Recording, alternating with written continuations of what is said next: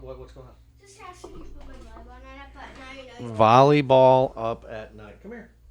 Come here. I want to talk to you. You want your volleyball up? Yeah. Why do you want your volleyball up?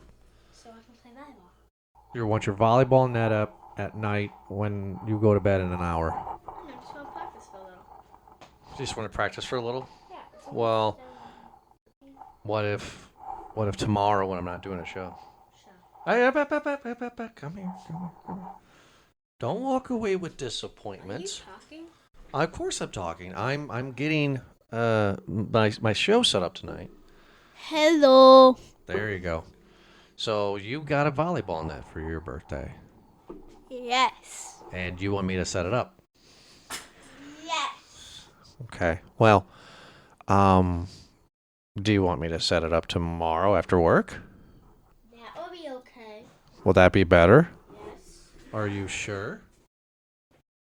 Is this an ask question? Is this not? I'm just asking. Sure. You care. Sure. You don't care. Yes or no, Dad? Yes. Is that okay? Yes. All right, hug and kiss. I love you. Can you talk to him a little? Absolutely. Go ahead. Good. My dad is not. Cuckoo. Thank you for downloading our recent episode. For more episodes like this, go to movieguyspodcast.podbean.com for more episodes. Enjoy the show. Hello and welcome everybody to another Thursday, meaning it's Movie Guys Podcast Day, and today we are talking about the remake of I Know What You Did Last Summer.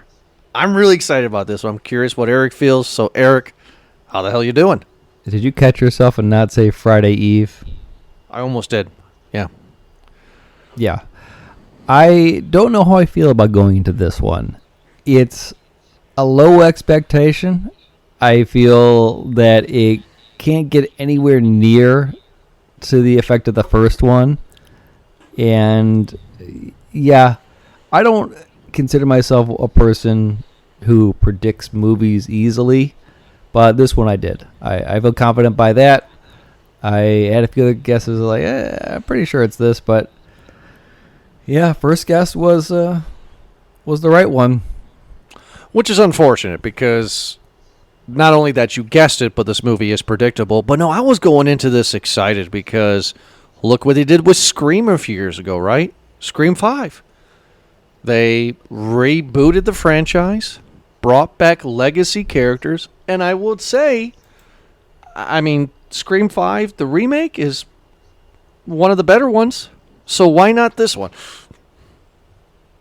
I feel that we are still in the nostalgia wave. So you had a Scream remake, right? You had a Final Destination reboot that worked very well. And I feel like you have this one. There's probably a few others that are in there that we could talk about that are, like the Naked Gun reboot, obviously. But a lot of the nostalgia bait is still going strong. I think we still got a few more coming here. Well, we talked about earlier with the new Resident Evil movie.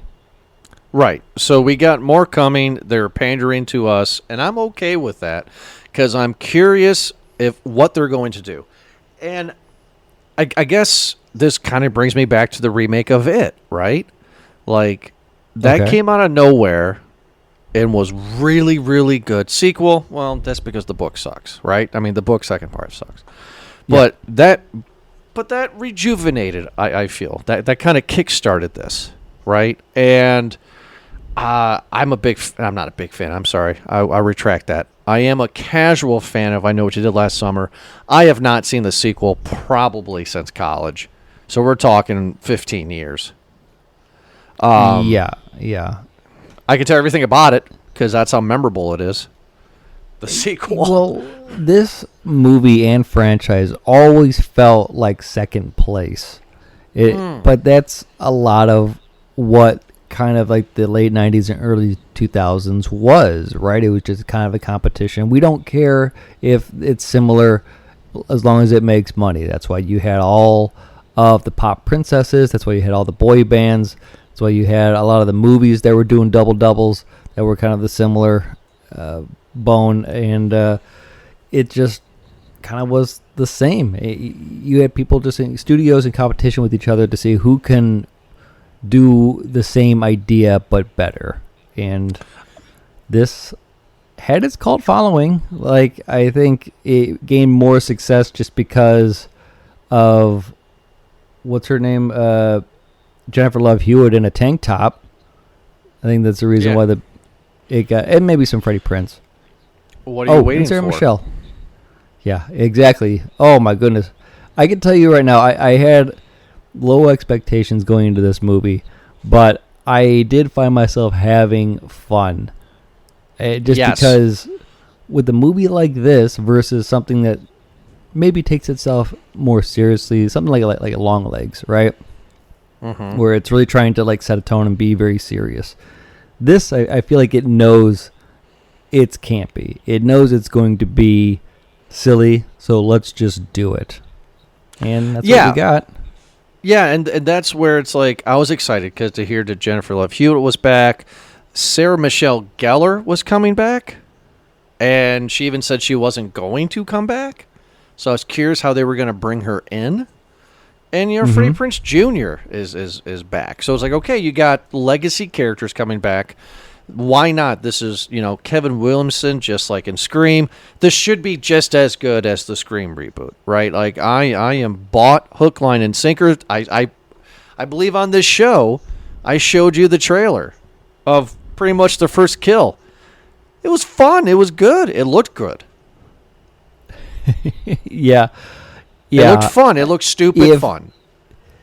And there was a moment where I caught myself, and I know that HR did too, when you start to ask questions that kind of toe the line of logic. Like, well, why would they do this? Wouldn't it make more sense to do this? And just like, okay, no, take that, throw it away.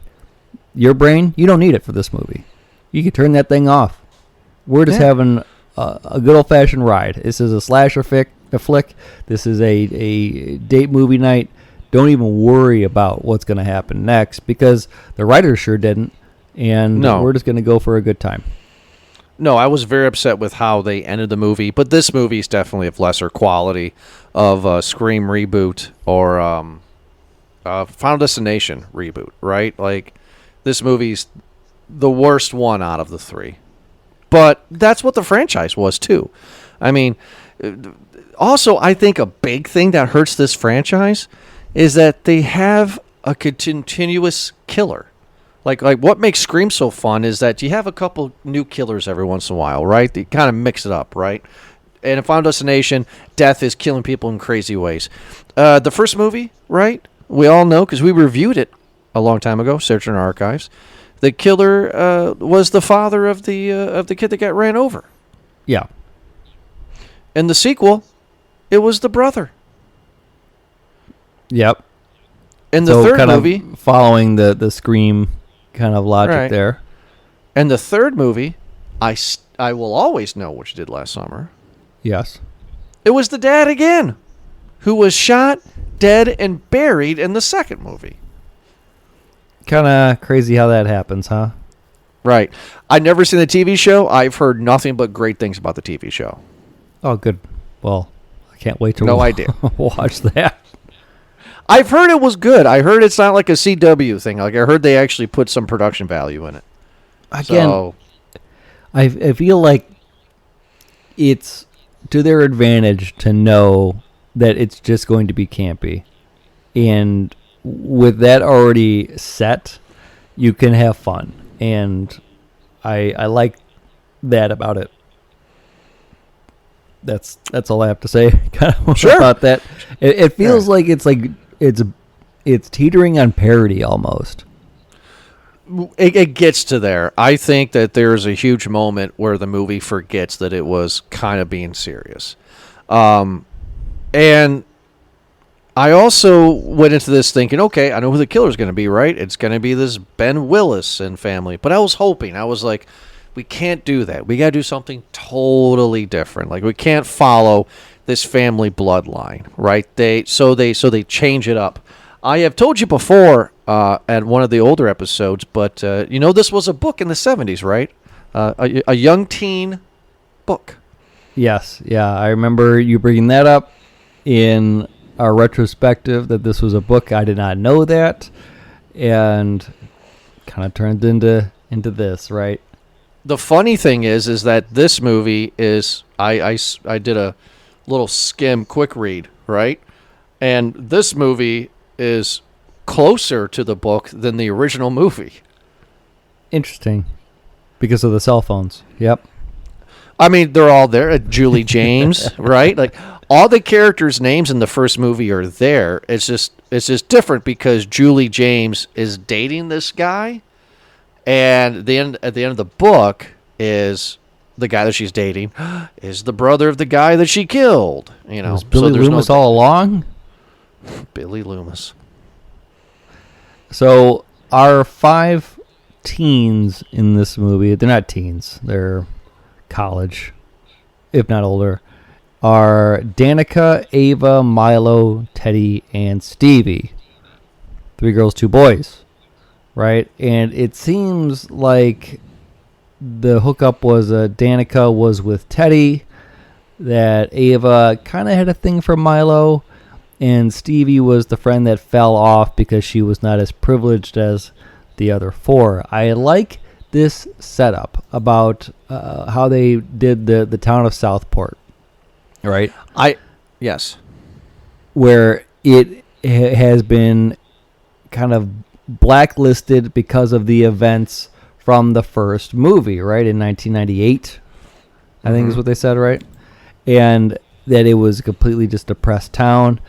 And I like that, how they set it up, that because of that, a realtor mogul just basically came in and saw that all this property was completely cheap because nobody wanted to live there after all the murders that were happening there, and just bought up everything and completely turned the town around into like this new sort of like a Malibu or elite kind of what are the Orange Hamptons? County. Yeah. Orange County, Hamptons. Which is funny too, right? Because I went back and looked at the first movie after this, and 4 people died in the first movie. So it's not like it was some crazy massacre, more die in a car accident. So, And just who say, out of the first movie, it was Sarah Michelle Gellar, Ryan Phillippe, Her right? Yep. And then, well, which one's John Ryan Phillippe? Galecki, right? The Johnny. The Yeah, Roseanne you're guy. right. Johnny Galecki. And then her sister, Sarah Michelle Gellar's sister. Yeah, Sarah Michelle Gellar's sister. So, Right. yeah. But I do agree with you. I like the setup. I don't like how the accident happened in this one, but I like this setup of these rich Hamptons kids. It is an engagement party? Who's getting engaged? The blonde and the 6-pack guy. Yeah, that's an 8-pack, bud. Yeah, 12-pack. Teddy, who is Teddy. an up-and-coming star. Tariq is his name, I think, right? Tariq Withers. He's going to be in a lot of movies here upcoming, so get used to that face. Or maybe not. Maybe he'll fade away like some other guys, like whoever that guy was in the Beauty and the Beast remake with Vanessa Hudgens, if you remember that one. Nope, that's okay. No one else remembers it either. Okay. Anyway, so Danica he's- and Teddy, the blonde and that guy who can't keep his shirt on, are getting engaged. Who am I kidding? Love. No guy keeps his shirt on in this movie. Go ahead. No, they're too pretty. I love Danica. Yeah, you do. I don't know why. She is dumb but smart. She's pretty but not. She's charming but annoying. Like there's something about Danica that I don't know. I don't know. Well, I will say for appearance sake that she does have a very contagious smile. But again, she's one of those where she just kind of oozes privilege, and as do all of these people. And it feels like when that happens, they're easy targets for a murder movie, right? It makes you hate them. But here's the problem, though. This movie's telling us that we should hate these kids. I don't hate any of them. Besides Okay. Stevie. Stevie I don't like. Off the riff, you don't like Stevie? No, because she's the oddball. She's not a part of the Jersey Shore. She's not a part of the real world.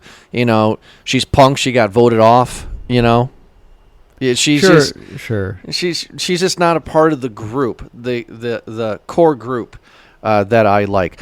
It's the funny thing is that I don't hate these kids. Stevie is annoying. I'll give my gripes about her later. But I'm actually enjoying the kids, and they decide that they're going to go on a joyride around Dead Man's Curve. Or, no, they're going to go look at fireworks. Yeah.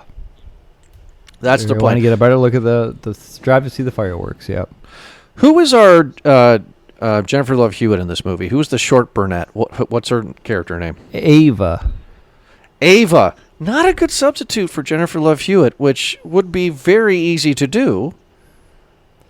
Yeah, I didn't really feel for this character. She actually reminded me of the lead in Final Destination, where they kind of just got stuck doing a one look, one reaction shot kind of on everything, where it's just kind of like the brow down, mouth agape, eyes kind of open, like, what?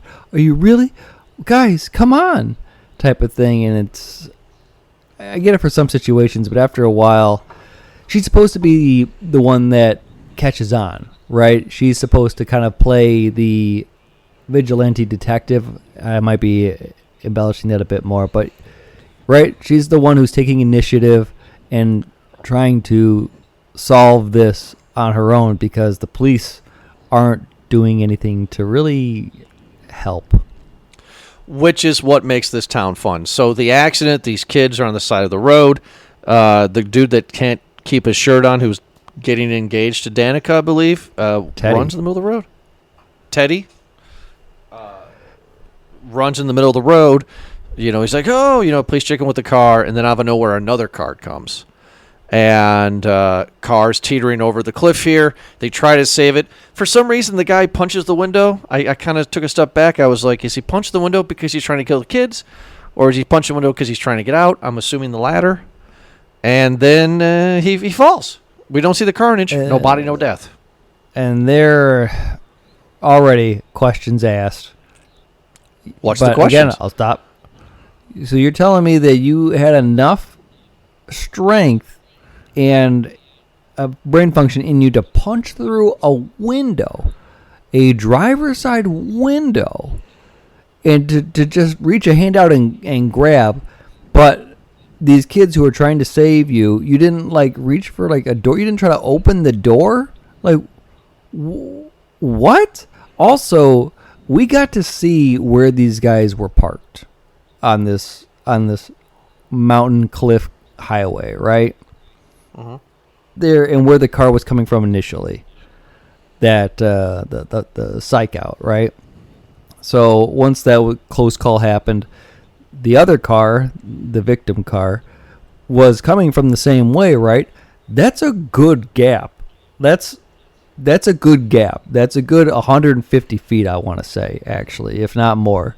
So, like, we've been around here, Jordan. We know how headlights work at night, right? If you've been in the dark before, I'm pretty sure, I'm confident. Nay, I'm very 100% confident that you and me would be able to see a headlight from distance coming away. Especially a coming blue at one. you. Especially a blue one. But for some reason, this car sneaks up on them. Doesn't make a sound. They don't see the lights. And apparently that driver did not see the car idling in the middle of the road either with a bunch of kids out there. So I don't know. Everyone was on their cell phones. I'm just going to go ahead and give them that. Everyone was on those dang phones. I will tell you one of the issues with this movie that I have with the entire franchise is that, especially with the first one, is you don't care about the death. You see, like, and I don't want to, and I swear I'm not going to bring it up anymore after this, but in the book, what's neat is that it was a little boy riding his bicycle home, and these kids drunkenly ran him over. That's something to pull at your heartstrings. Oh my God, a little boy just got killed, right? In the first movie and in this movie, you don't know who it is. I mean, because when they run to the car that's teetering over the cliff, his face is all bloody. He's passed out. His head's kind of over the steering wheel a little bit. Like, who is this guy? Is this a guy that swerved to miss a deer kind of thing? Right? Like that. Yeah. They should have done the boy and the bike. That because this movie could go there. That would make Jordan, it more high stakes. They could have done many different things, but either way, that car goes off the cliff, goes into the water. Tragic. And again, not their fault, but they freak out. What do we do? What do we do? We got to call the police. They call the police. They freak out. What do we do? What do we do? Oh, well, the police are going to ask questions. We got to get out of here because they'll blame it on us. And again, they're jumping. But this is where, again, a lot of logic, as I'm thinking about it later on, I'm just like, well, wait, that doesn't make any sense. So you're telling me that person's dad runs the whole town and he controls the police, okay, to really tamper with future investigations that we see in this movie, to go after some, not go after others, protect some, not protect others, and just really be overall bad at their job until they listen to this mogul, right? But these kids, ultra privileged, for some reason say, oh, well, we just got to leave. Not, let me call my dad, who obviously runs the town and the police department, and we'll get this kind of figured out. It feels like there was just so many leaps to try to make this an issue. And it's just like, well, again, first off, I wouldn't really put them at fault here. Second, they called the police, and then they just didn't go to the police department to report it. I don't know what trouble they would have gotten in there. Oh, what were you kids doing? Oh, we were driving, and then we stopped to look at the fireworks, and then this car just was speeding uphill and didn't see us, and then ran off the thing. Oh, okay. No, because Ava's is that her name, Ava? Yeah, the brunette. Ava's a loudmouth. She would say, "No, we were drinking and driving, and then the one kid was playing chicken with the car, and then the other one swerved. Right there, done, guilty. Period." Well, she's hysterical, of course. She's hysterical. Look. Here's my question: Who was the real villain? It's another thing. If she's that good of a bunch of goody two shoes, then why not go to the police the next day and report it? You're now compliant with everyone else, and again, it's not a big deal. Why not tell the parents from the get-go? What, and then tell them the truth, and then, oh, hey, well, we recovered the body, we did an autopsy. They are just filled with booze and drugs. So, kids, not your fault. Yeah. And whether that's true or not doesn't matter, because the rich dad just paid off the guy who was doing the autopsy. Right. Yeah, because here's my question. Case closed. Okay, we good. Who was the villain in Batman Returns? Walter Copperpot or whatever, the Penguin. No, it's not Penguin. It's not Catwoman. It was Max Schreck. So, Christopher Walken. Right. The Walmart store mogul. He Yes. wanted to... He controlled everything. I'm doing that comparison for a reason, because this dad is Max Schreck of this town. He takes a dying town that had 4 people die, right? On why I did the quotations, because they did. But 4 people die. So evidently this place is just selling for pennies, makes this place into the Hamptons, and then the chief of police and everybody... it's just, yes, whatever you want, sir. Your kid may or may not have been involved in a murder, allegedly. Don't worry about it. And this is another thing where I have issues. It's just like, okay, Eric, it's 2 o'clock in the morning. You should stop thinking about, I know you did last summer, and how the economy works at Southport. It's like, oh wait, so the people who lived there before are angry at this guy for saving their town, for recovering the fishing industry that was in North Carolina, for making their small shops, their charming, cute little shops, a destination spot to visit here. Hey, do you want a boat tour, tourists? Yeah, it's $100 each, type of thing. Oh man, my property value has skyrocketed. Oh, I hate that guy so much, type of thing. I can't. Did they hate him? No, but you're saying that this guy's a villain, and it's like, well, He is. to who? He's a villain to us, the movie goer, because his son. The movie's telling us, whether you like it or not, the movie's telling us that these kids were involved in murder. And they just got away scot-free because one of the kids' rich dad, who controls the whole town, got him away. That's what the movie wants us to feel. I get that completely. I really do. But again, I feel like the writers, when they tried to make this concept, were drunk themselves. And they were just like, yeah, that's good enough type of thing. You know what you could have done? They could have been, because it's 4th of July, right? It's relevant to the first movie.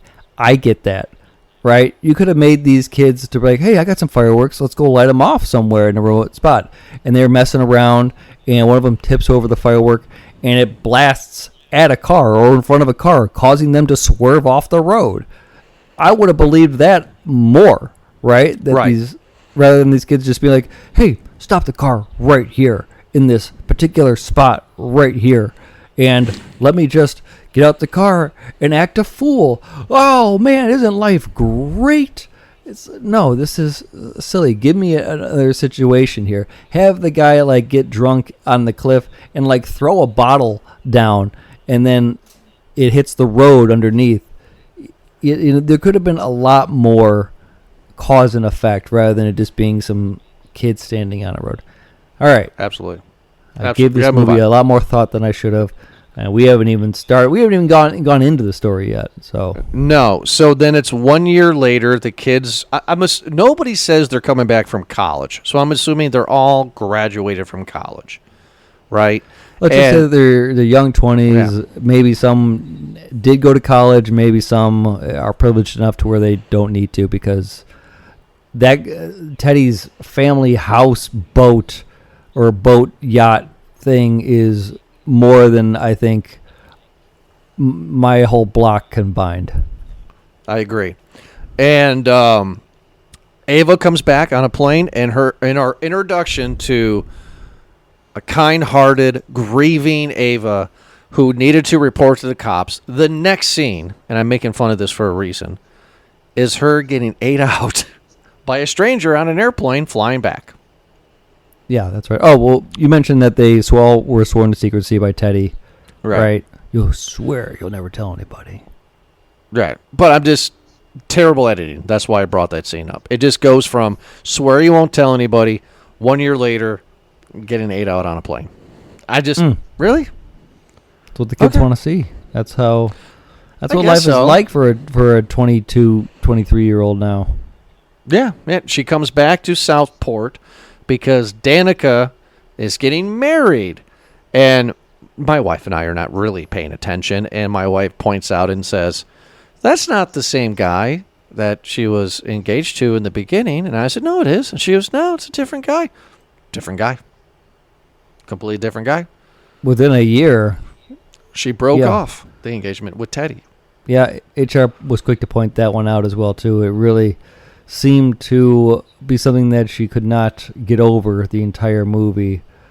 And just as I was giving you thoughts of, I guess, the accident, she was giving thoughts of the engagement, the dates that were lining up, right? Is that? Yeah. Oh, you could HR's. see, you could see the look that I've, Right. started And to boil the blood with that one. I like Danica here too because she introduces herself again, all wearing white bra, white panties, see-through gown, It's a all white bathing because suit, she's a bride. Jordan. It's a bathing suit. It's yes. What's the difference between the two? Let's debate that for the next hour. One dries faster when wet. Touche. Bathing suit and underwear. What's the difference between bathing suit and underwear? Oh, HR's thinking. Can't. Yeah, I think I came up with the winning idea on there. Yes. You got that one, bud. Can't wait to tell the wife. But Danica's all happy. Ava's back. Yay. And then this is where we get Stevie back in the picture. Now, we kind of skipped it, but the kids at the beginning of the movie saw Stevie. She allegedly, at this point in the movie, went to rehab. She wasn't as privileged as the kids, but she was best friends with these kids. But they kind of cast her aside. But they saw her working at the venue a year prior, so they invited her to go onto this boozing road trip. And now, a year later, she's just best friends with Danica. Yeah. Besties, giving her mermaids. And right there, because you and I have grown up with slasher movies, my red flag's up a little bit with Stevie. We're not going to spoil it for people that are listening right now. We're not going to spoil it till later. But, right? I mean, like, Stevie all of a sudden came out of nowhere, and now she's, like, besties with Danica. I'm like, yeah. Something a killer would do. Yeah, good call. Yeah, she seemed out of place this entire movie. You're right. Yeah, she didn't seem to fit. You know, But now I did. It just didn't make a whole lot of sense. You know what? Maybe it does. Where she wrote them off before all this incident, where she's packing up the car. And the four friends are just like, hey, isn't that Stevie? We should invite her to hang out like the good old days kind of a thing. And you can see that Stevie kind of just grew apart from the group and wanted to just kind of live her own life kind of a thing. Then that happens. And it's like, all right, well, I never liked you anyway, and now I really don't like you. Yeah, that could be a reason. Now, I quickly forgot about her, though, because now at the part of this movie, right, where the engagement scene is happening, all the way into the reveal, I am throwing darts at suspects, right? And my first thought was Stevie at the time, 'cause I'm just like, like you said, now she's best friends. And she's really going for best friend at this point. Like, it's kind of trying to be best friend. And it's a little bit too much. And while she's opening presents, Danica opens up a note. It's a card, and it's, I know what you did last summer. Oh, Woo! boy. Here we go. Here we go, baby. Danica also had a throwaway line that I forgot about until the kill happened, where she's like, yeah, I don't like this new guy. He's rich, though, and plus, I think he's an alcoholic. And, like, a few scenes later, like, he's just downing a bottle of vodka by himself in the kitchen. I was like, skulls it, yeah. So Danica's distraught. The group kind of disbands, and she's in this beautiful, beautiful house with this fiance, and she's like, I'm gonna go upstairs and take a bath. Now, I'm not a bath person. I don't get the bath bomb thing, but anybody that does, do you? But I thought it was kind of chuckly, like, kind of reaction out of me when she throws like a red bath bomb in and it instantly looks like blood. Yeah, again, right? This is where I'm trying real hard to turn the brain off, right? Yeah. HR is already complaining about the wedding dates. And then I see that happening where, like, what type of person, what type of psychopath goes into an all-white bathroom with white towels and does a red bath bomb? What is wrong with you? It's amazing. And it's like, wow, her skin's going to be exfoliated. Now, I don't know where this movie's going because a good chunk of the trailer was this opening kill. I knew the boyfriend was going to get it, the fiancé, because of the trailer. He's wearing 2 pop collars, yeah. I think he was wearing Hey Dudes. Well, But- he was doing the definitely the ski school bully kind of, where it's a double pop and then like a quarter zip pop. Everything was popped. Everything was popped. I thought Danica was going to get it too, just because, I could see somebody in the writer's room going, okay, all white bathroom, red bath bomb. Metaphor, because fiance's going to get it. fisherman's going to go upstairs while she's meditating, can't hear the fisherman, and he slits her throat, and somebody sees her. Is it a bath bomb? Is it blood? We don't know. You know, like, that's Yeah, it where I would've thought it was been- going to go. Yeah, and it's easy to say that pretty people get killed pretty quick in these movies, right?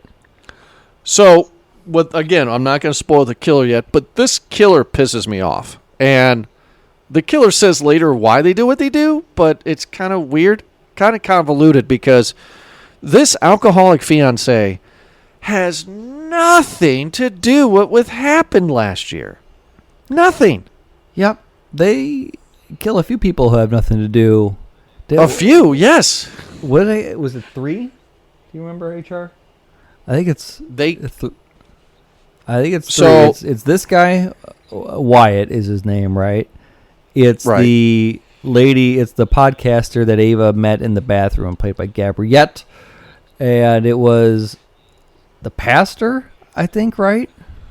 the pastor, and I mean, are we going to say that the rich dad is innocent, or is he guilty because he's the one that paid the cops off? I would say that he had nothing to do with it. Like, Right. he's a So politician, majority of people, is from what the trivia says, but whatever. right. So the boyfriend gets it, and you know what? I will say one thing about it that's a good praise, because we're in a slasher movie, right, Eric? We're not here for the plot.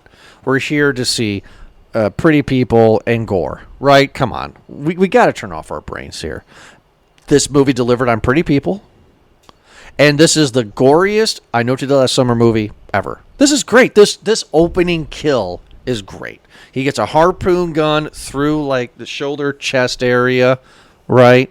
It looks great, and then he gets a harpoon right there, kill shot, right there in Yeah. the vital organs. It's great. What a great kill. And then she comes down, wearing white again, probably gonna go have some white cake. And she sees him kind of strung up there with the thing in it. And I was pissed too, because I was like, "Where's the fisherman's hook?" And they brought the fisherman's hook out. So I'm like, Of "Let's course. go!" I mean, as you can tell in my voice, I'm excited at this point. Like, Yeah, this is yeah. what I want. I think I shifted gears around this time too. Maybe actually when she got the card that says "I know you did last summer," where I said, "All right, I'm ready to have fun. I gotta." Yeah. I gotta just accept it that whatever is happening is just gonna be dumb. Let's go. Let's go. So we get that first kill. Danica, she takes it pretty well. She's a little cryy. Nothing too serious. It takes though. like a day to get over it. I swear. Yeah, well, she's not marrying for love. She wasn't marrying Teddy for love. I don't know what she's doing. Obviously, it was all for money. But yeah, it took her all but like 2 days for her to be like, "Hey, Teddy, you want to sleep in the bed with me?" Sorry, I was jumping ahead there. Well, we don't see that happen though. Anyway, a brutal murder happens, and it's a whodunit.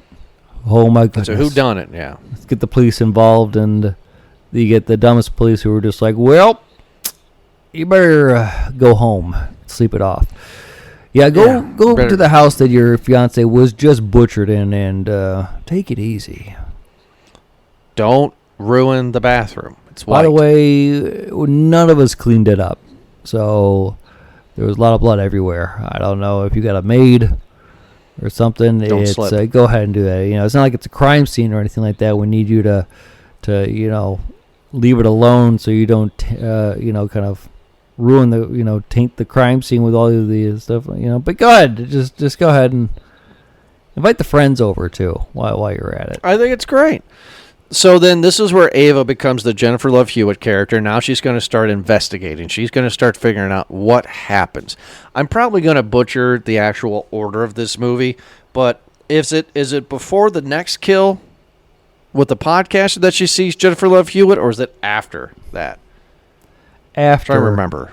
I think. So, Yes, okay, it's so after. so Ava and the podcast chick meet up, and they go to the hall where Sarah Michelle Gellar won Princess Fisher Woman of the Year award or whatever.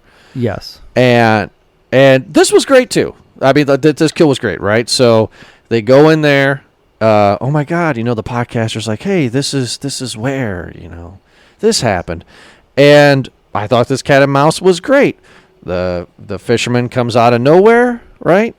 Traps Ava in this little bird cage thing, right? Ava was smart, hides some doors, and then podcast chick got it good. She was stabbed and hung, but she saw who their killer was before she died, and she went, "Oh, you." So right there is what gave it away for me. Right there, that was because she's following the case. She had said already that she's a true crime podcaster, and that she's coming back to do all the murdering spree done by Ben Willis, right? The original killer from 1998. And she obviously knows all the characters from the first one. If she's going to this location where Helen Shivers, Sarah Michelle Gellar, was murdered, and she just knows everything because she did her research. She's a podcaster, right? So she has to know everyone involved. And for her to say, it's like, all right, well, you just got into town. You have met two people so far. You met Ava and Milo. And so you barely know Milo. them. Yeah, you're right. But there's no way that she would be like, oh, you. It would have to be like, oh, it's somebody who she's obviously been studying. So when she sees the killer's face and says you, it was like, oh, okay. So that's probably going to narrow it down a bit until we get the town hall meeting after this. The town hall meeting, yes. Sorry, after this, Ava escapes and, all the, kind of the coping happens. Ava says that she, because the police are no help, they're not going to believe, which is dumb. She wants to go to talk to Julie James. And she finds Julie James, who looks wonderful for her late 40s, early 50s, right? This is her Halloween H2O, right? This is supposed to be that role. No, it's not. She's crushing it. She's a trauma or like some sort of teacher at a university. She had to get out of Southport, and that's why she moved 40 minutes away. They ruin two of the three legacy characters in this movie. I mean, she's written horribly. She's in it for 10 minutes, the entire movie, right? Jennifer Love Hewitt is walking on campus. Ava's like, "Oh my God, the fisherman's again." Buddy, she's just like, "See you later." This is where I have somebody who can confirm this. This is where I started to just have fun. Okay, when she really. Yeah, when Ava goes to see Julie James, and Julie James does the class, and then she's walking down whatever corridor in a very busy campus, by the way, too. That thing was just, I've even between classes, I've never seen a campus that bustling, but whatever. Maybe I'm going to the wrong school. Oh, excuse me, you have an outdoor? Anyway, we're getting distracted with that. Where she gets pulled by Ava, and I need your help type of thing, and she kind of initially brushes her off, but then Ava eventually convinces her, and then this is where it is, where Julie says, well, then I just have one question for you. What did you do last summer? And I cheered. Yeah! Let's go. Oh, we should have been in a packed theater for that one.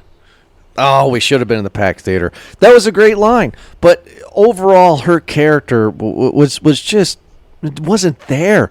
I mean, you don't bring back a legacy character and do nothing with them. That's rule one. You got to do something. This was more of a Freddie Prinze movie than a Jennifer Love Hewitt movie, and it should have been her movie. And we get him in the next scene at the town hall meeting, where the town people want to, ask some questions. There's been 2 murders now, and it's getting pretty suspect here. And then we get Julie's ex-husband, Stevie's boss, is revealed as good old Ray Bronson, Freddie Prinze himself. Who owns the Joe's Crab Shack? Fisherman's right? Wharf, yeah. Yeah, and he's just like, no, when's the town gonna learn? You know, like he was borderline should have said, when are we going to burn this town down? Like he hates, for some reason, it bugs him, which is a terrible written plot for him, that people are trying to get rid of him, trying to get rid of the story. Yeah. I don't. Weak. Very, very weak. But at this point, I realized, like, oh, wow. So this is a paycheck movie for Jennifer Love Hewitt and for Freddie Prinze, because these two... Now, I'm not going to say that they were the greatest actors originally, but they really just left it on the kitchen counter before they left for work today. Yeah, they just came in and you're just like, do you know your lines today, Freddie? Nope. Just go ahead and give me a few, and I got it. You know, got my really? Starbucks. Are you be all right with that? And he's like, yeah. Watch me do this eye squint thing that I do every time that I deliver a line. Like, there he is. He's back. Get him on camera. Let's go. So disappointing. I mean, it's when you're not great in the first movie, but the first movie is so nostalgic to our age group, and to have the legacy characters come back and just fall flat on their face, it's kind of like a train wreck. It's just like, oh no, you know. He's gotten what are you by doing? on his good looks for long enough, man. But I'll call it out right now. Him and he has the same problem that Keira Knightley and was that Matthew Morrison have? Excuse me, where they can't close their mouth. It's always just slightly open, just a bit. Yeah, like just like that. Close your mouth. The fly's gonna fly in there. My mouth is closed. It's like, what is that? Why? Because I have pretty teeth and I want people to see them. Oh my goodness! It bothered me in Wingman. And there's a lot of things wrong with that movie, but for some reason, that acting, Matthew Lillard saved that movie. It happened. He did it in Scooby-Doo. Yeah, Freddie Prinze Jr. is great in Scooby-Doo. She's all that. That's where he needs to be. Yeah. Where he stares at her coming down the stairs. Jeez. Don't you do no, you're thinking, cook like that? What? No, you're thinking of not another teen movie.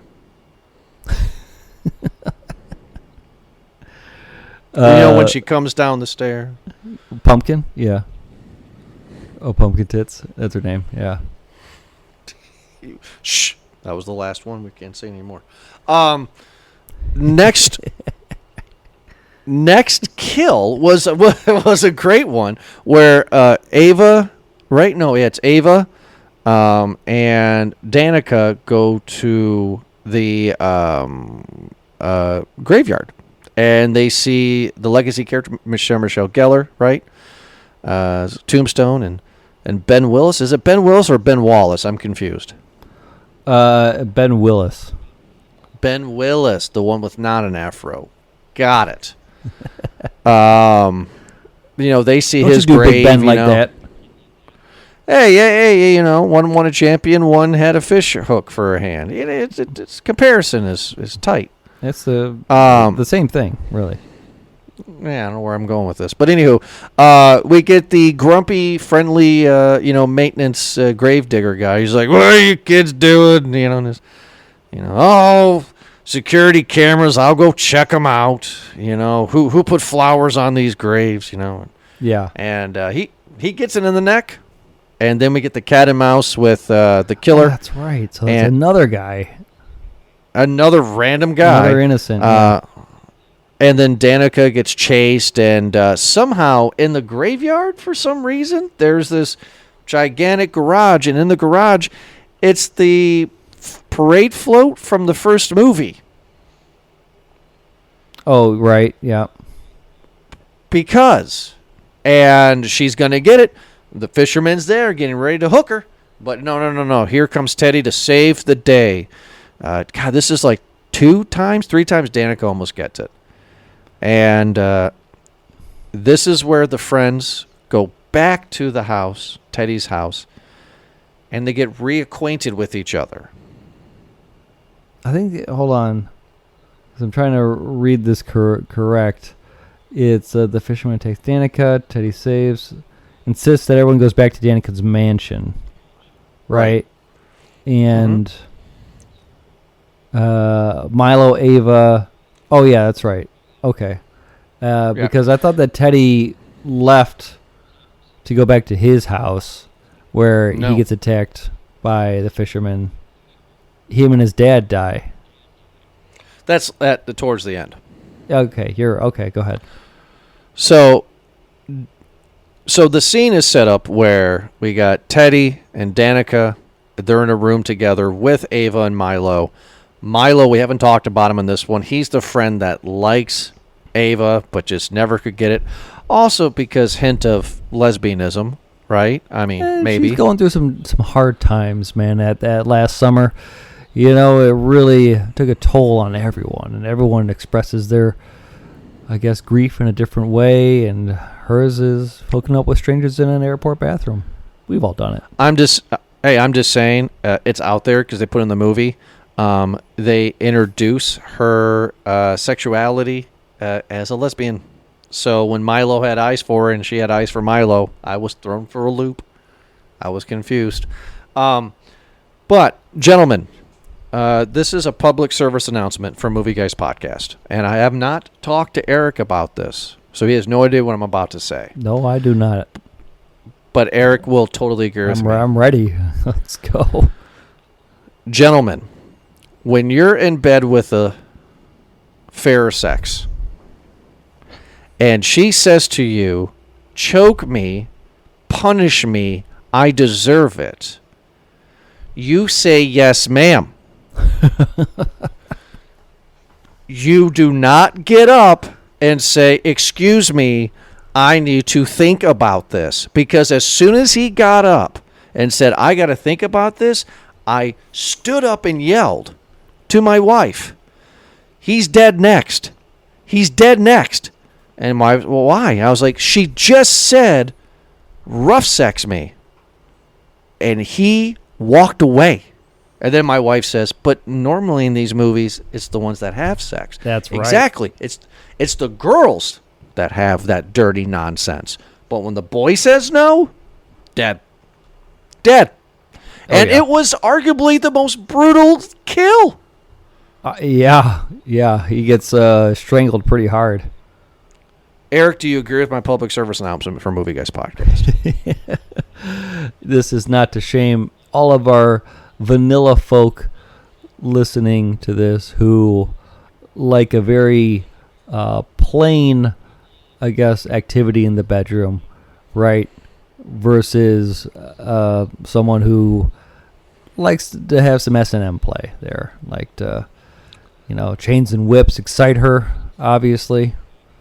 Yes. And there's nothing wrong with that, right? But, maybe talk about it with your partner. I agree with Jordan. How about that? I would just, before giving this any sort of more announcement. Choke me, punish me, I deserve it. I mean, I gotta go think about. Sounds like a good night to just having a fun night. Yeah, I gotta go think about this. No, you don't. No. What do you gotta think about? So he goes outside. He goes outside. I think I would like to choke you. Like, and here's the funny thing. Killing the mood there, Milo. He does something no person would do, not even a guy, but no person would do. He says, I have to think about it. And he just slowly walks through the kitchen, walks outside, sits in his car, takes a breath, grabs his phone, and then waltzes back up to the front door. What do you think he was saying to himself? You're going to die, idiot. Oh, gee whiz, Milo, what are we doing now? Should we go? You've been wanting to hook up with this girl for a while. I don't know. I've never done something like that before. That's a bit extreme. Oh, but you really wanted to do it, Milo. We should, come on, get it together. Go in there and just choke her. I couldn't think of anything better. That's exactly what he was doing, 100%. Who would do this? This is where I'm laughing because it's just like, this isn't real. And then, of course, since he did what he did, the killer grabs the rope and just ties it around his neck and just does like that vicious yank, right? Like I felt the yank, and he's just like, oh, So I'm hating that yank. Oh my god! And the curtains are closed, right? So then Ava can't see what's going on. This is where I knew that the killer was a dude. At this point, because I'm like, okay, I mean that's Milo is. Oh geez, Rick, I get it, but Milo's a grown dude. He's a big guy. Yeah, both these guys are. Him and Teddy are.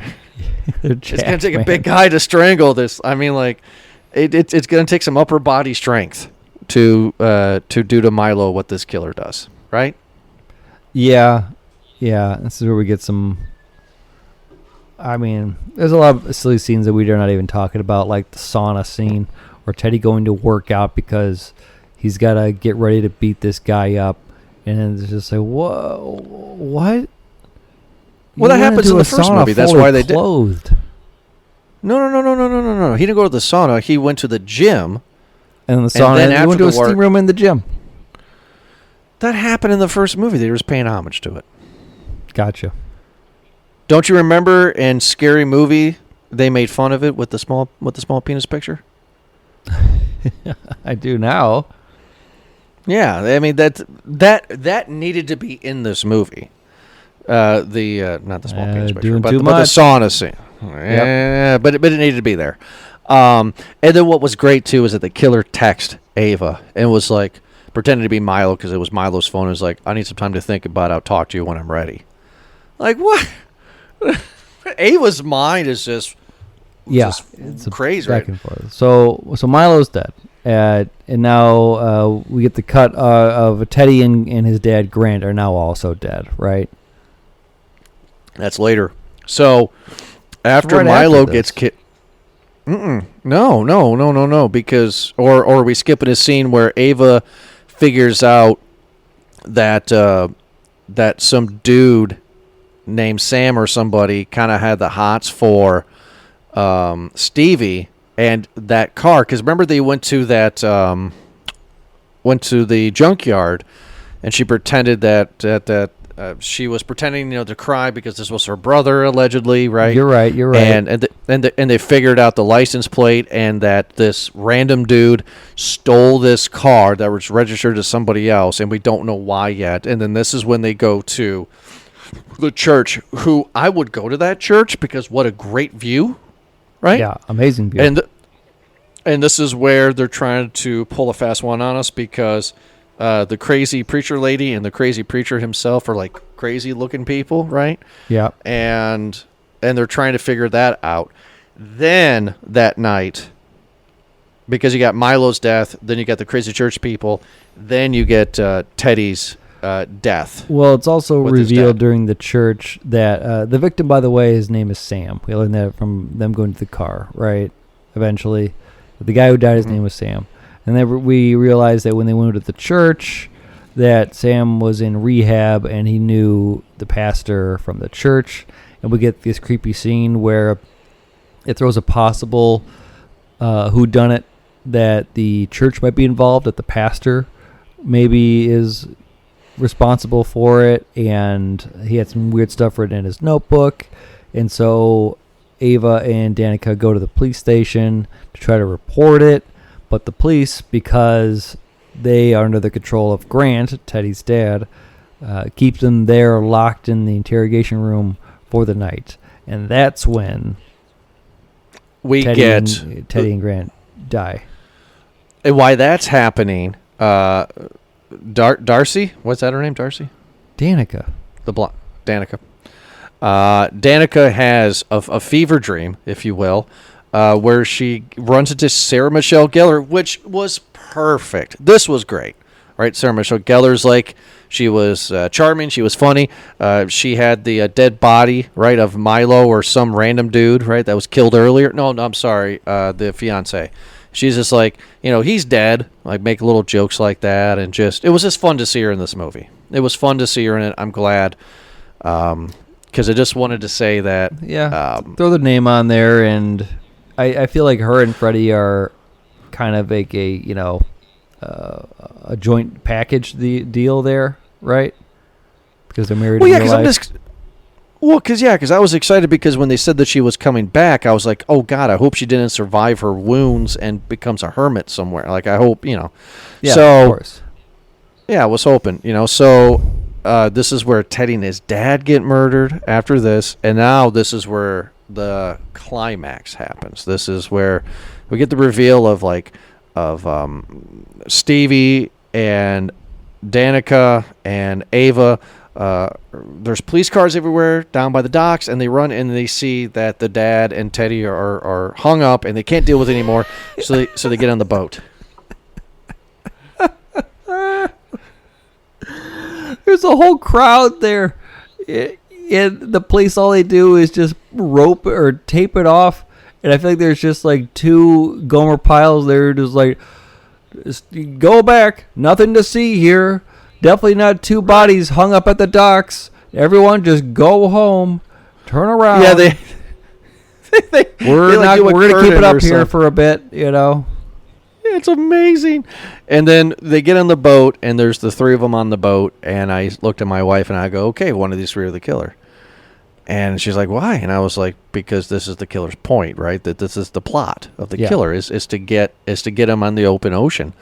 And killer's revealed to be Stevie. Why? What's her motivation? Her motivation is that she was in rehab and she was digging on, loving in a relationship with Sam.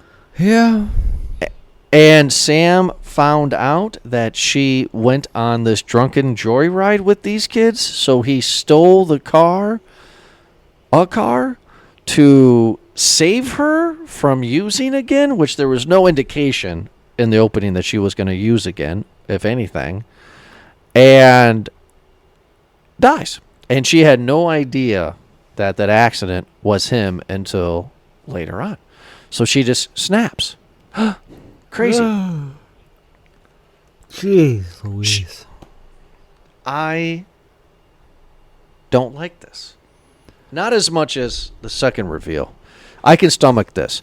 But who can't stomach it is Danica, because Stevie just takes her hook for her hand and just goes right up the belly button, up to the chest, and then Danica falls in the ocean. But Movie Guys podcast rules. No body, no death. Nobody, no death. Right. Yeah. So then, Freddie Prinze Jr. shows up. What are you doing, Stevie? You work for me. She's like, I'm crazy.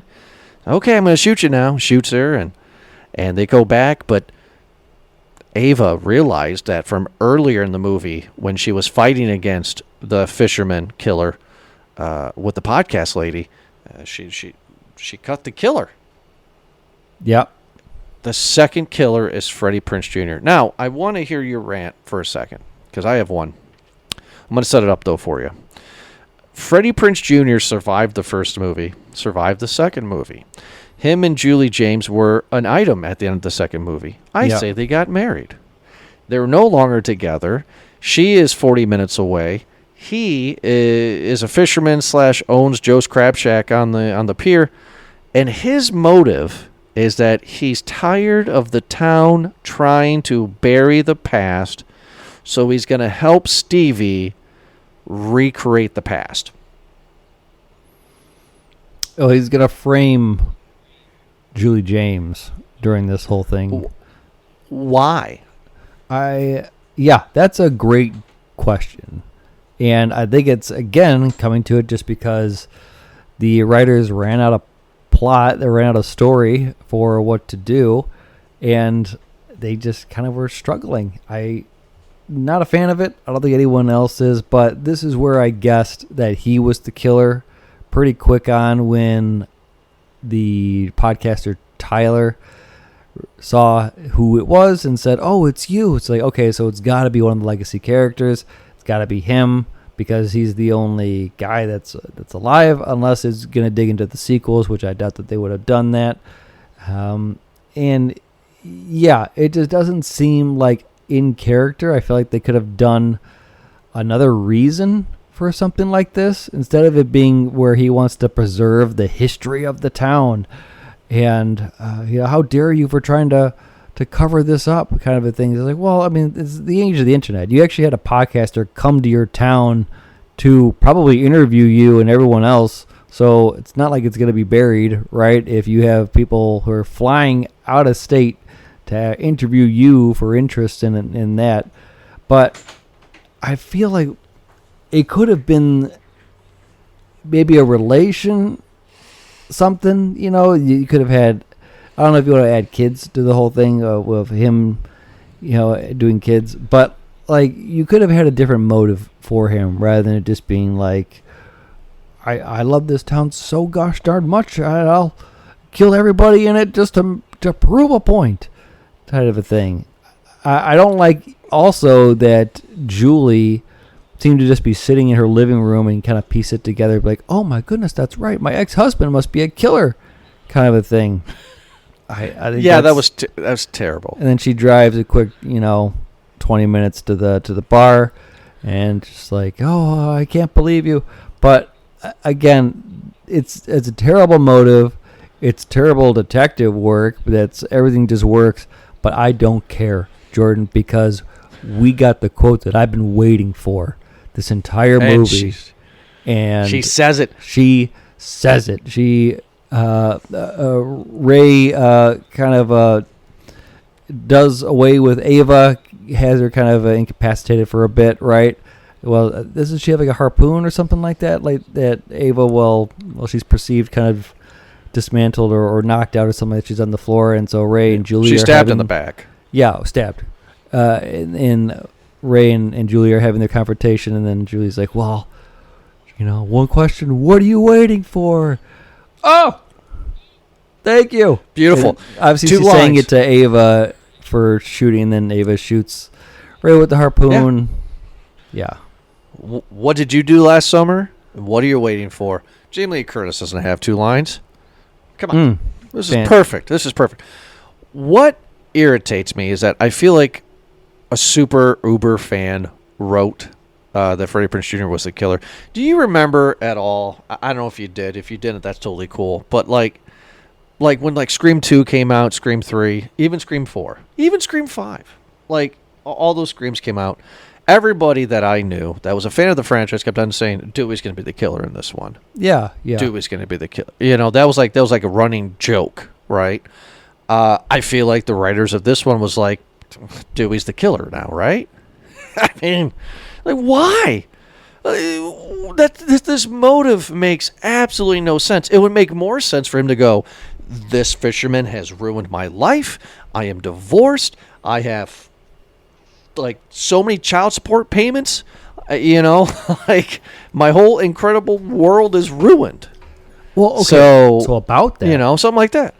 I would like that as more of a motive than what we got. I would like it to where maybe before Grant, the guy comes in and buys up the whole town, that in order to, or an attempt to restore or to recover the town, you have Ray, who's really just manned up, has taken this experience and is spearheading the town into a new era. Hey, we're gonna grow from this. We're gonna be bigger. We're gonna be better. And let's say that that Ray has a new industry with fishing. And it's really kind of brought back the town a little bit, and they're doing well, right? But it's still like not kind of there. It still has that bruise of the massacre type of thing, but it doesn't matter. Southport helps each other out, man. We're gonna team up, and we're gonna be kind of are doing a thing, and so Ray's really doing a lot, and over a long period of time, 30-something years, right?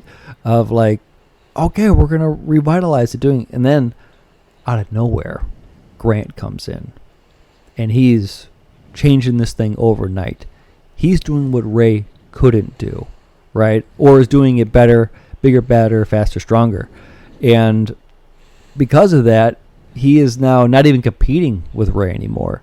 He's completely taken the trophy and ran with it, right? He's made it so that a lot of the locals are being kicked out. A lot of the businesses are failing because Grant is bringing in all these corporate type of thing, right? So highlight that a little bit more, in where you have Ray, who really, maybe in the confrontation, instead of it being a town hall where he just yells and just like, oh, I can't believe you're doing this, Grant.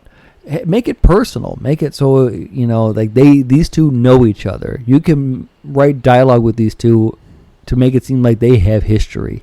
They know what's going on here, right? And that make it so that Ray's initial motive maybe was to bring back this killer in maybe with Stevie's help, and you can kind of write that in how if it's her boyfriend brother as Sam or Stevie's something the like Mickey that too, but that Ray really is helping Stevie just because to help her with revenge, but he just wants to scare them out of the town. He wants to take back his town, right? And what better way to do that than bring back the legend kind of a thing, rather than him going psycho. Maybe go like this deep game where like his motive was to just scare, but it quickly got away from him, and now Stevie is like this uncontrollable killer kind of a thing. And maybe like the only people that he has killed are Teddy and Grant, right? Maybe not Milo so much for revenge. Yeah, for revenge. Kind of fuel to revenge rather than just being like this dude is doing some sort of twisted plan, and I'm going to frame my ex-wife. Ha ha ha. It's a terrible plan. You have put 5 seconds and thought into this movie and came up with a better plot. I like that idea, right? And you brought up, I said it, I don't know if you heard me, but, Stevie being the crazy one, that's kind of like Mickey in Scream 2, right? Where Mrs. Loomis was the brains. and Mickey was just the crazy, I'm going to blame it all on the movies. We're going to trial. Buddy, it's going to rock. Those serial killer chat rooms, you'd be surprised. We met at a chat room. We met in a chat room. Tuition's expensive. Gail was my backer. That's what they were going for, so go for it. And I love your idea. Truly do love your idea, right? Have that setup between Ray and, the big CEO guy, right? Like, have that history. That would make it more of a serious motive. Thinking he was just going to scare people to go away, right? But then Stevie's crazy. She's going to kill. We're not scaring. We're killing. Exactly. Yeah. And that's why he kills Stevie at the end, because he can't control her anymore, and he has to kill. Yeah, and I feel like you could have added a little bit more into the police to make it seem like they're not just so bad at their job. You could have made it so that Ray is really trying to form the distrust against the police kind of thing. These police work for Grant, and look what they're doing to our town. Anyway, let's get to the ending, which is maybe a little bit more hokey than the rest of it, where Danica survives on a beach. So I think the movie's over with. The camera pans. There's Danica on a beach. I was like, why would they show the dead body of Danica? Oh my God, she's going to be alive, and she's rescued, right? And her and Ava are in the hospital. Last time I checked, when a hospital discharges you, you get wheeled out in a wheelchair. But these two just walked out. Well, wheelchair to the door. Yeah. And they go to the beach, and Danica has a great line. She was eating ice cream or something. She's like, half of my digestive tract is in the ocean. I laughed at that one. And I'm just like, why are you here, though? Why is this? And then I think it was Danica that even said, too, what we all were thinking, Stevie's still alive. Movie guys rule. She almost said no body, no death. Yeah, if you survive, then Stevie survived. Right. And then I'm thinking we're going to get a credit scene, because we're just getting a bunch of, drone shots of the ocean. I'm like, oh, okay, we're going to see, Stevie's body wash up. Nope, nothing happened. Yeah. End of movie. Roll credits. Until we get the after scene credits. I didn't know this was an after scene credits. Oh, baby, you missed the after scene credits? Come on, man, amateur move. Are you effing with me? What happened? Julie receives a note that says, over. Yeah, she receives a note. It isn't over. And it's Brandy. Brandy's back from number 2, right? Looking great. Yeah. Oh, that was great. Yes. I don't think this is after credits. I think this is just like end or mid credit or something like that. So yeah. And Brandy's just like, all right, who we got to kill? Yeah, Like, these beautiful. two have some sort of awkward reconciliation where, yeah, it's Brandy's like, okay, well, I'm down. What cave did they find Brandy hiding in to pull her out for her to say for 5 minutes, yes, I'll do this movie? I mean, Like, Brandy's oh still my doing. God. She's doing her nostalgia tour right now. She's doing. I know where she was. She was sitting up in her room. Oh wow! Congratulations. Okay, not often do you hit one that. So, yeah, no, you're good for the night, buddy. You can go ahead and just tell the world about that joke. Oh my goodness! Champion, a king among kings. Fantastic. You got me on that one, sir. For people that were, for people Don't who you only dare hear explain the joke, and you accept your crown and move No. on. No, I was going to explain what I did. I said the joke, and I hope when you're listening you get the joke, but I got up and walked away Yeah. because Mike was dropped on that one. Oh, of Obama course. out. Done. Done. I mean, Amazing. there's no reason to go in. So let's go into the popcorn rating.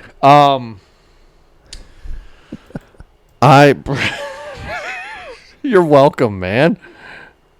What are you giving this? I gotta go with a small. Yeah. Unfortunately, I gotta go with the small. I really wanted to give this more.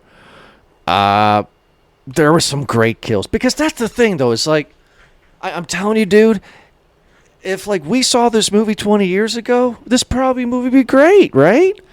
I don't know. Is we're getting too old, or the movie's just not that good anymore? Like, this does everything that Scream does, just a little bit of a weaker plot, but that's fine. The characters were pretty. They were fun. I didn't think I would love Danica. She's great. Yeah, there is fun in this movie. This is not a good movie, right? It's bad. Yeah. But it's just like, it's not supposed to be good. It's supposed Yeah. to be fun. Absolutely correct.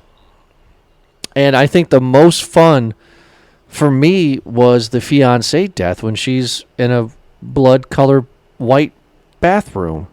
And he's just getting just utterly destroyed. And then she even says, I didn't hear him while she's listening to some self-help audio. Yeah. But another public service announcement for this popcorn rating for people listening.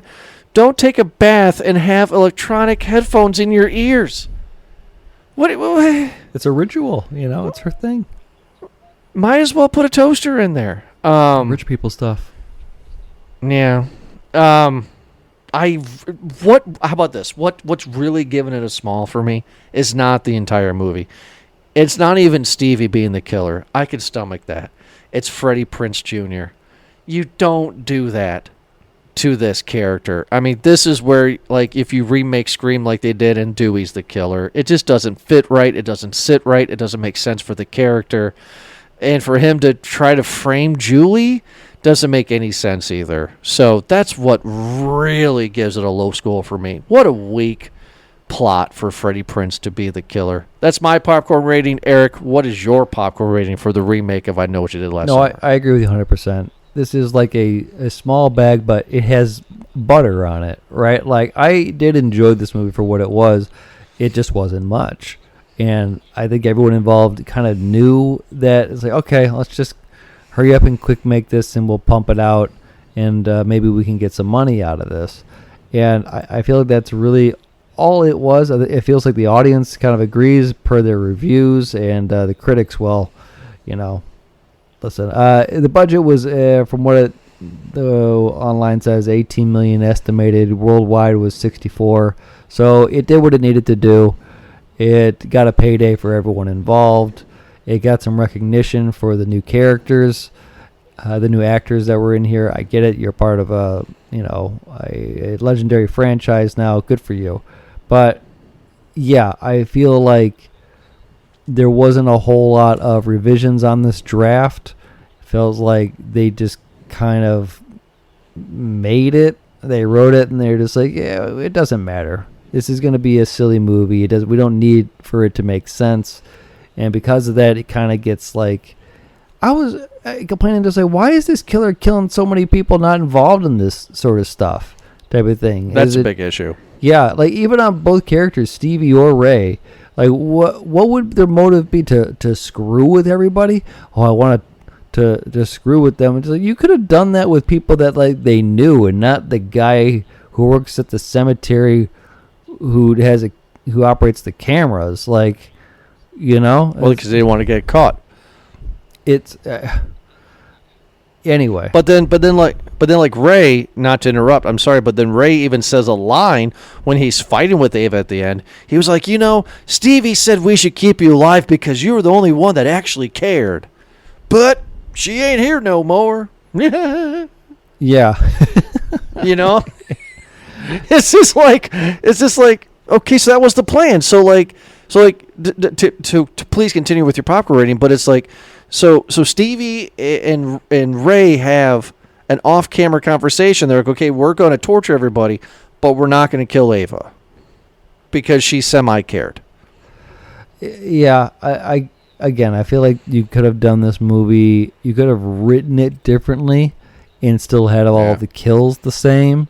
I feel like it just didn't stack up the way that it needed to. But again, to your point before, it didn't need to. This movie already, when it was greenlit, knew what it was going to be, and it succeeded in doing that. So it's a movie that I'm never going to watch again. No. And let's see if they make a sequel. I mean, they made money. Yeah, I'm sure that maybe they'll make a sequel. I don't know. I hope not. I don't know what Brandy's asking price is, but you only have two characters now. You're going to have Jennifer Love Hewitt and Brandy. I just hope that they don't fight each other like Brandy and Monica did with because of the boys. Yeah, good for you. You flew too close to the sun there, Jordan. Oh, I'm my back. goodness. I'm back. Did Mekhi Phifer die in the second one? Yeah, he died. Yeah. But who was this dude? I thought this was Mekhi Phifer. It's not. Some random dude. In the second one? Yeah, it's a different No, guy. and Yeah, different guy. Yeah, it's a different I don't know if it's supposed to be okay. Well, small bag for me, small bag for Eric. We think before you even press play, you could figure that out with this review. If you're looking for some fun kills, I mean, yeah, it's really fun.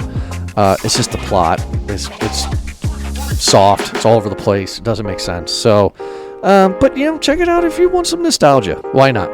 So, everybody who was listening, make sure to check us out at movieguyspodcast.podbean.com or wherever you get your podcast from. We are on that platform. Eric, thanks so much for joining me, and we'll be back next Thursday for another awesome episode. Have a good night.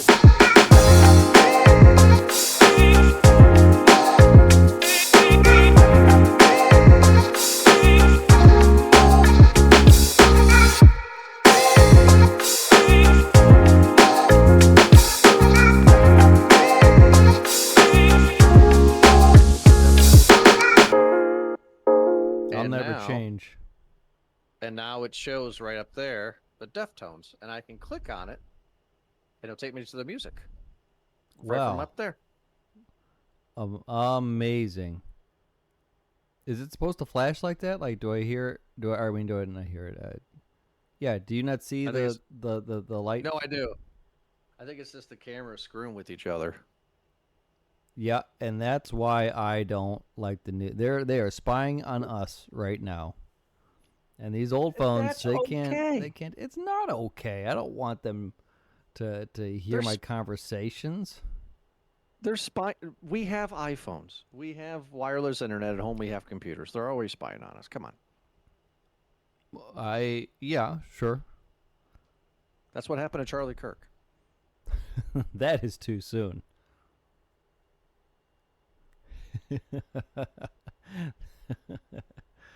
Oh, that is too soon.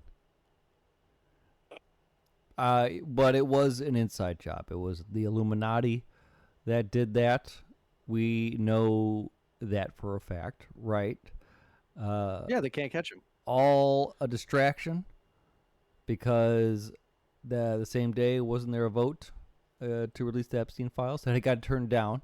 So they gotta have something that's gonna dominate the news. Don't look over here at the Epstein files. Look over here at the political pawn that we executed live on TV.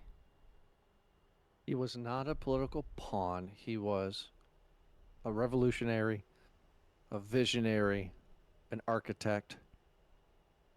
Keep going. I'm thinking of Seth Rollins. Sorry.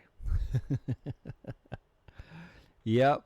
No matter what you think of him, he definitely was a person. He was a person. And he said said things. He said a lot of things that made a lot of people mad, and it's okay. I'm just wondering if it's going to be another Luigi. That's what I'm hoping for. Who's to say? Well, I think we do know one side likes to say they've already put blame and they are getting the guns going and revolution starts at dawn.